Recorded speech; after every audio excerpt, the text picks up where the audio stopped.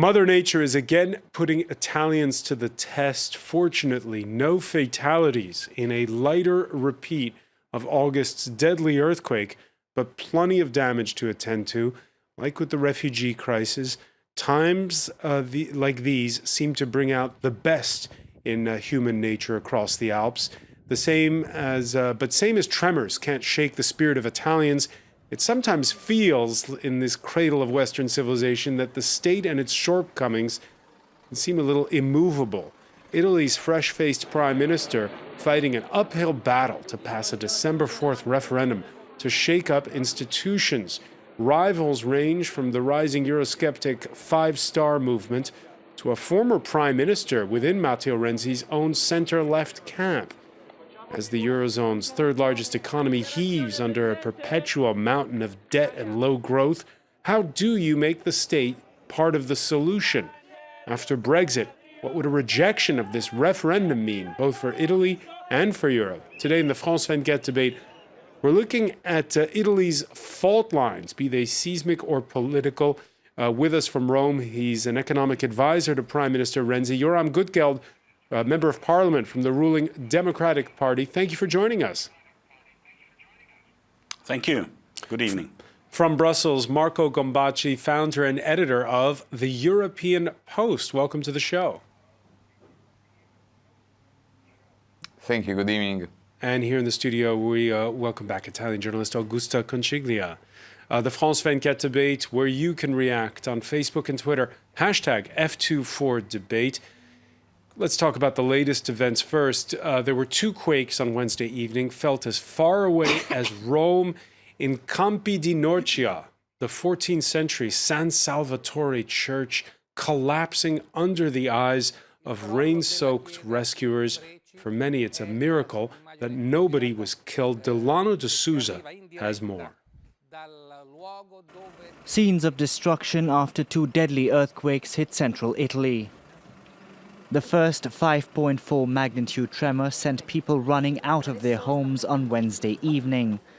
A day later, residents are still shaken. It was horrible. I was frozen where I stood. By the time the second one hit, I was in a car park in Castel Sant'Angelo. I'm from Castel Sant'Angelo, and it was really bad because I was in the car and the car was shaking and rose 10 centimeters off the ground. The epicenter of the two quakes were near the village of Visso in the central Italian region of Marche, and aftershocks were felt as far away as Rome, Venice and Naples. While the damage is visible, authorities are relieved there have been no casualties. On a visit to the region, Italian Prime Minister Matteo Renzi said the country needs stricter regulations over its construction laws. As I entered, a lady gave me a hug, and she told me we had just finished the restoration of the 1997 earthquake. And she started to cry. We need to make structural restorations. Wednesday's quake comes just 2 months after a devastating earthquake killed nearly 300 people in the same region. It weakened historic landmarks like the 15th century San Salvatore church, which crumbled in a matter of seconds. 3,000 people have been left homeless after the latest earthquake, and over 200 aftershocks have been reported. The Italian government, meanwhile, has set aside 40 million euros to help the region rebuild. Yoram Gutgeld, let me ask you, what does the Prime Minister mean when he talks about the need for structural restorations?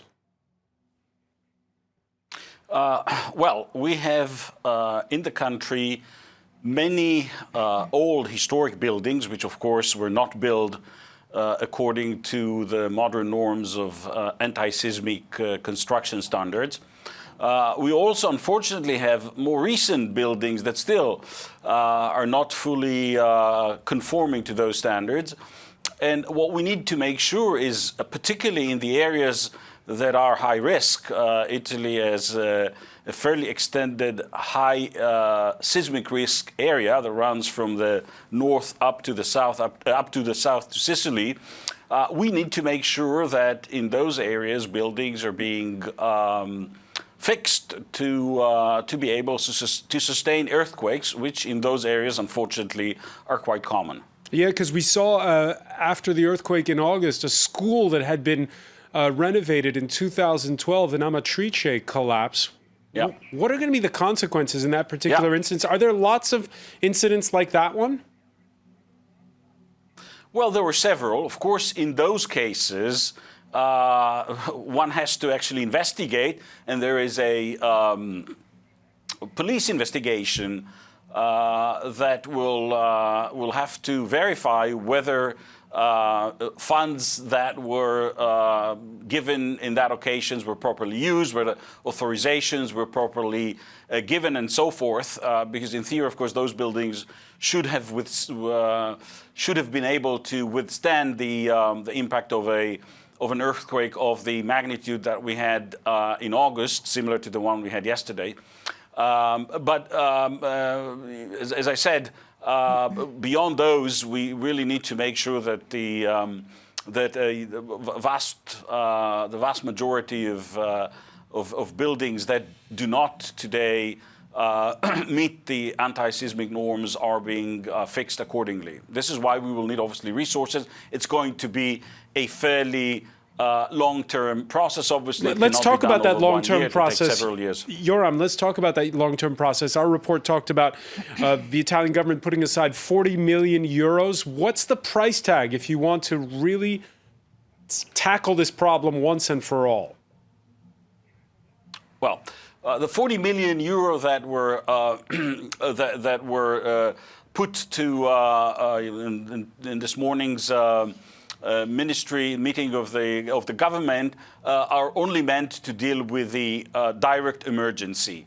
The fixing actually the buildings that were damaged or completely ruined in the earthquake of August, the bill around those is estimated between 3 to 4 billion euros.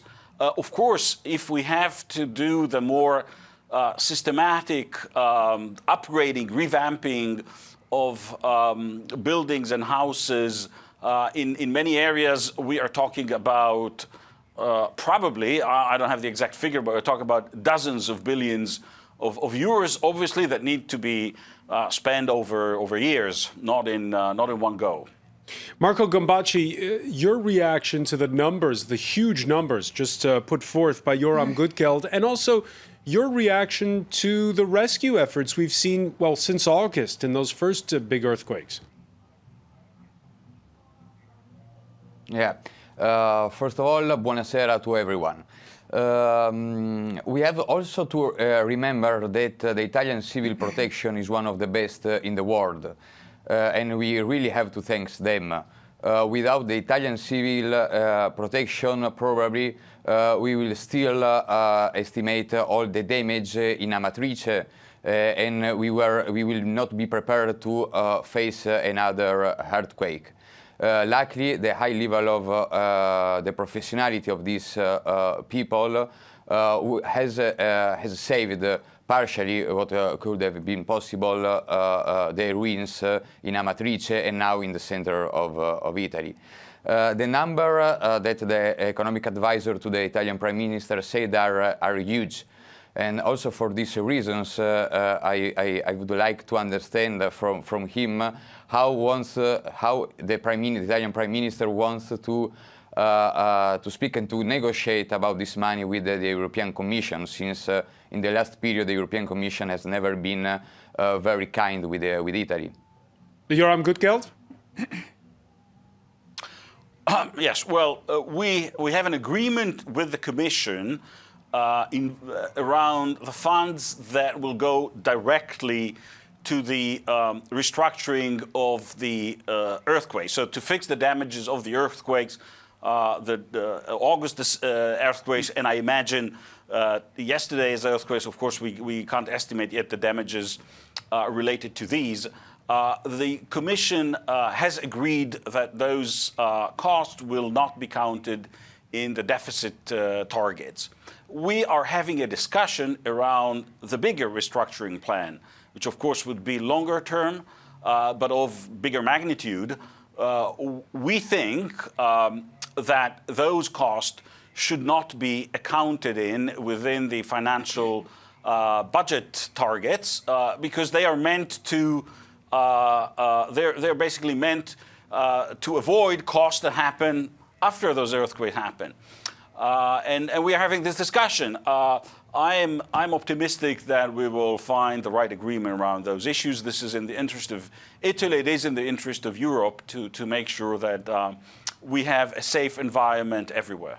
Yeah, Augusto Conciglia, this is all happening in the context of the tug of war between the European Commission and Italy over the size of its budget deficit for the coming year. When you see the pressing problem, when you see, on the one hand, what Marco Gambacci was describing, the bravery of those who've been working for those rescue efforts in central Italy, but on the other hand, the lack of money to fix the problem once and for all. What do you do? I think Italy has to be commended for its effort on the migrant problem. I think it's one of the states, together with Greece, of course, that made a major effort without much support from European Union. So I think that in this circumstance, the Prime Minister has been very active and courageous to face the issue with the European Union clearly. And of course, the issue of the budget is linked to the financial effort. But now you can add the earthquake to that as well. Yeah. So what do you do? How do you make the case? I mean, I can't figure out how much an earthquake of this sort can cost. So I can't put it the order of importance of this event. But I mean, this is part of the Italy configuration. So earthquakes happens regularly, but the issue of migrants is a political international matter that has to be tackled together with the European Union. Yeah, and that's a point that the Prime Minister himself made when arguing for wiggle room on its EU budget deficit for Italy. The burden borne by the migrants and refugees that continue to land on Italy's coast. If Europe wants to reduce Italy's spending on migrants, well, I have an idea. They open their doors to more migrants and we'll reduce our expenses right away. Instead of opening their mouth, they do better to open their wallets and welcome some migrants. We'd all be better off. Marco Gambacci, what's the mood in Brussels right now concerning Italy? Yeah, they are very worried. It's not me saying, but there are all the declarations. Yesterday, Moscovici, the economic commissioner, said, don't make a drama out of Italy. But I think that Moscovici, who is a politician, knows how to speak. But I think that a lot of bureaucrats from inside the European Commission are very, very worried. Italy right now is an open front. The journalist in your studio said that we have also the migrant crisis, we have the earthquake crisis, we have the budget deficit problem. Right now, Italy looks to be in the center of Europe, and on one side, it's a very good opportunity for Italy to rise its opinion. On the other side, it will be better to be the center of Europe for other issues and not for some problems. But better for the center to be the center of Europe for some issues, not from some problems. Marco, how strong a hand does Renzi have? Is he going to be able to get a free pass this time on the budget deficit? I think that the negotiation with the between the European Commission and Italy have been very, very tough also in the past month. In Brussels, we see Renzi as one of the first prime minister in Europe really pushing for the interest of its country. A lot of other cases, Europe decisions were considered as a compromise between 28 and now 27 member states. In this case, Renzi is really pushing it. I'm not sure. I don't want to bet that he will have the green light, but I'm quite confident that he will obtain the green light. Europe cannot afford another crisis like the one that we lived before with Brexit. Renzi is quite determined to push for Italy's interest, and I don't think that he will withdraw its opinion quite easily. Yeah, what is the statement that we heard Augusta Conchiglia, we heard, I think, the president of the European Commission, Jean-Claude Juncker, saying something like, if we give up on Renzi, we're giving up on Europe's last hope. I think that's the quote that from the Reuters news agency. Are you surprised when you see what used to be, you know, those little cozy pre-summits between Merkel and Hollande or Merkel and Sarkozy before every EU summit? Now suddenly Renzi's invited. Are you surprised by that? No, but since the Brexit, Italy has taken a new position within the EU, this for sure. Why? Because it's the fourth economy of the region, or the third, depending on, now it's the third, possibly. That's one of the reasons. And also because in Juncker's views, Renzi represents a more sort of dynamic approach to the problems, and Europe maybe needs a new wind to... A more dynamic approach, but Joram Gutgeld, when we look at policy from the European Commission, as Marco Gambacci was saying, those who make the policy in Brussels still quite conservative. So is Renzi there for show, or do we really see the beginning of Brussels starting to orient towards less austerity, more growth-driven policy? Well, I think we can definitely say that the European approach to numbers, to financial targets, has changed over the last couple of years. I have to say, primarily since Juncker took over, and with the Italian presidency of the Union, the term presidency in the second half of 2014, we've had, as a result of that, a change in attitude and more openness to recognize that that countries who are doing structural reform, as we are doing, need to get some more room. And just further to that, Augusta Conchiglia mentioning the Brexit vote, have you sensed a further change since then? Well, I think this, mind you, that dialogue, sometimes vocal dialogue between Italy and the Commission, or between other countries and the Commission, is part of what I call the political liturgy, right? There's a back and forth. It's inevitable that there is a discussion and a dialogue. But to go back to the issue of austerity, what the Prime Minister said is, and we fully are behind this, the set of financial rules, fiscal compact, six-pack, and so on, that were put in place in 2012 were supposed to be reviewed after 5 years, which means that next year is the time to review how those rules have worked. And my sense is, in my view, is that some things worked. The fact that those rules have helped countries make structural reforms like the ones we have had. We've made a major reform of the labor market, major reform of banking, and so on and so forth. That part has worked. Other parts haven't worked. For instance, we added in 2011, particularly 2012, after the sovereign debt financial crisis, dozens of billions of taxes. The Berlusconi government, and then particularly the Monti government. That didn't work. That didn't work. I'm not criticizing the decisions of those government. Joram Gutgeld, I'm going to have to interrupt you because we have to take a very quick break. We'll be back. Stay with us. You're watching the France 24 debate.